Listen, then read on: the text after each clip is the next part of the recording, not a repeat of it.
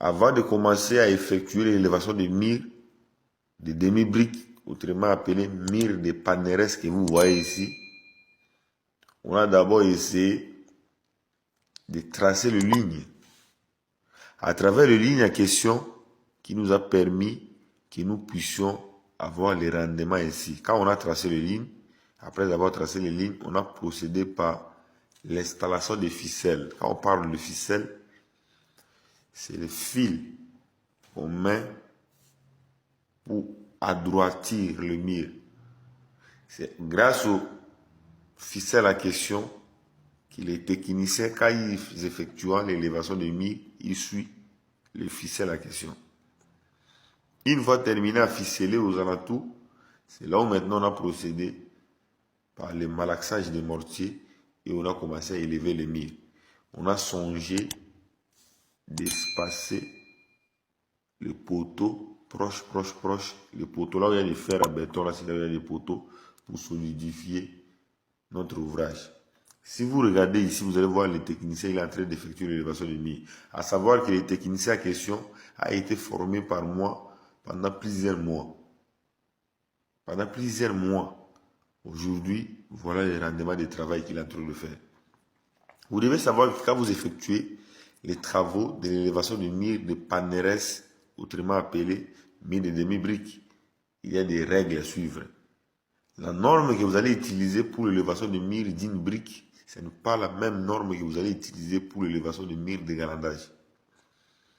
C'est la raison pour laquelle aujourd'hui j'avais dit, il fallait que je puisse vous montrer d'abord notre travaux de l'élévation du mur et vous voyez l'aspect esthétique et la propriété qu'on a appliqué sur cet ouvrage. Vous allez comprendre que chez nous, il n'y a pas de blague. On est objectif. Quand vous êtes intervenant dans le secteur BTP et vous effectuez les travaux de la réalisation d'un ouvrage, il faut avoir l'esprit créatif. Il faut avoir la créativité.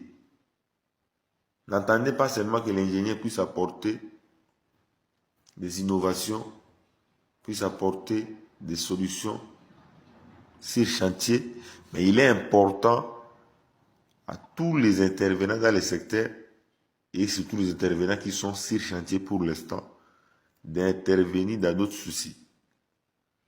Moi, j'ai fait quoi? Je leur ai donné des directives qu'ils devaient respecter. C'est grâce aux directives de la question qu'on est en train de procéder à l'élévation du mur en question. À savoir que le projet en question, c'est un projet de R+4, comme je vous avais dit. Et là, justement, on est au niveau de notre rez-de-chaussée. C'est la partie rez-de-chaussée. La partie rez-de-chaussée, c'est la partie qui suit directement le fondation.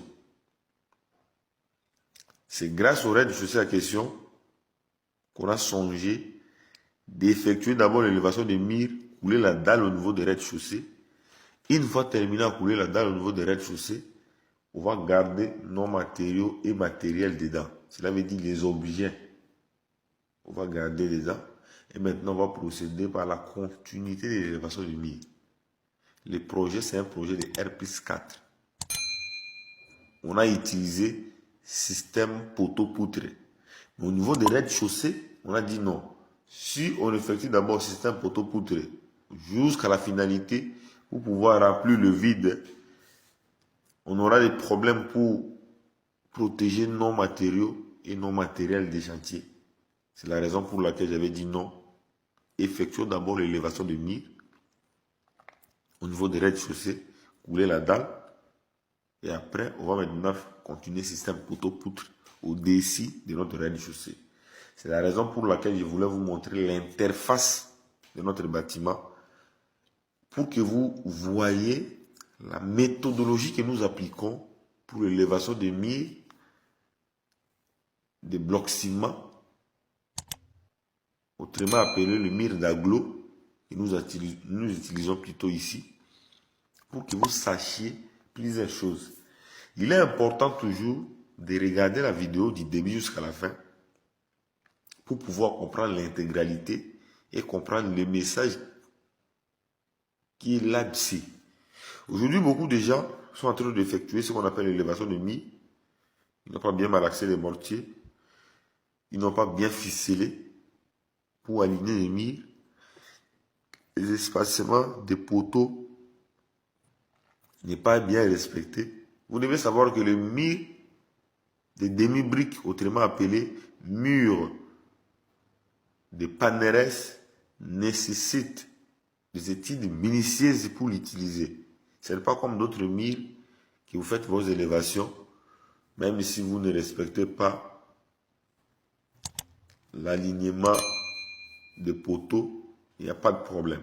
Mais ça là, si le poteau est incliné, vous allez voir que le mur va sortir à l'extérieur. Le mur à la question, ce n'est pas trop solide. À cas de tremblement de terre, si le mur n'est pas bien réalisé et si le poteau n'est pas proche, le mur va s'effondrer. C'est la raison pour laquelle j'avais dit non. Il est important pour moi, votre expert en génie civil, Victor Djunguluka, l'homme de la SATES, toujours surdimensionné, de vous expliquer la première partie de notre vidéo, afin que vous puissiez comprendre, parce qu'il y aura d'autres vidéos plus explicatives que ça. Vous allez comprendre que chez nous, il n'y a pas de blague. On est objectif. Quand vous êtes intervenant dans le secteur BTP et vous effectuez les travaux de la réalisation d'un ouvrage, il faut avoir l'esprit créatif. Il faut avoir la créativité. N'attendez pas seulement que l'ingénieur puisse apporter des innovations, puisse apporter des solutions sur chantier, mais il est important à tous les intervenants dans le secteur et surtout les intervenants qui sont sur chantier pour l'instant d'intervenir dans d'autres soucis. Moi, j'ai fait quoi? Je leur ai donné des directives qu'ils devaient respecter. C'est grâce aux directives à question qu'on est en train de procéder à l'élévation du mur à question. Mais à savoir que le projet à question, c'est un projet de R+4, comme je vous avais dit. Et là, justement, on est au niveau de notre rez-de-chaussée. C'est la partie rez-de-chaussée. La partie rez-de-chaussée, c'est la partie qui suit directement les fondations. C'est grâce au rez-de-chaussée à question qu'on a songé d'effectuer d'abord l'élévation des murs, couler la dalle au niveau des rez-de-chaussée. Une fois terminé à couler la dalle au niveau des rez-de-chaussée, on va garder nos matériaux et matériels dedans. Cela veut dire les objets. On va garder dedans. Et maintenant, on va procéder par la continuité de l'élévation du mur. Le projet, c'est un projet de R+4. On a utilisé système poteau-poutre. Mais au niveau des rez-de-chaussée, on a dit non. Si on effectue d'abord système poteau-poutre jusqu'à la finalité, pour pouvoir remplir le vide, on aura des problèmes pour protéger nos matériaux et nos matériels des chantiers. C'est la raison pour laquelle j'avais dit non. Effectuons d'abord l'élévation du mur au niveau des rez-de-chaussée, couler la dalle.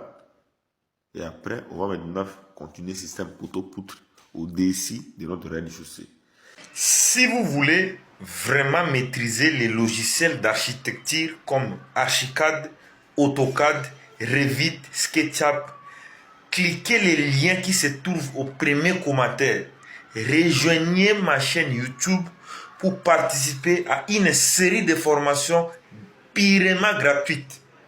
Je ne vais rien cacher. La première des choses, je vais d'abord commencer par les paramétrages des logiciels d'architecture. Si tu ne veux pas t'abonner sur ma chaîne YouTube, tu vas mourir comme ça sans pourtant connaître comment dessiner sur les logiciels d'architecture. Car beaucoup de gens dans le monde entier sont en train de m'attendre impatiemment pour bénéficier à une série de formations de haut standing.